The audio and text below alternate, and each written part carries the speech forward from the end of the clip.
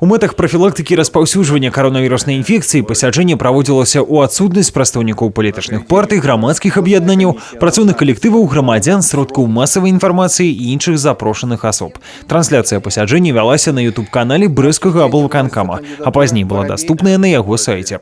Згодна з зацверджаным цэнтрвыбаркамам, каляндарным планам арганізацыйных мерапрыемстваў па падрыхтоўцы і правядзенні выбараў прэзідэнта краіны, з 11 па 17 мая абласны выканаўчы камітэт прымаў дакументы на вылучэнне кандыдатаў у склад областной комиссии. Усяго поступило 17 заяв. Из них граждан путем подачи заявлений 2, областными организационными структурами политических партий 4, общественных объединений 11.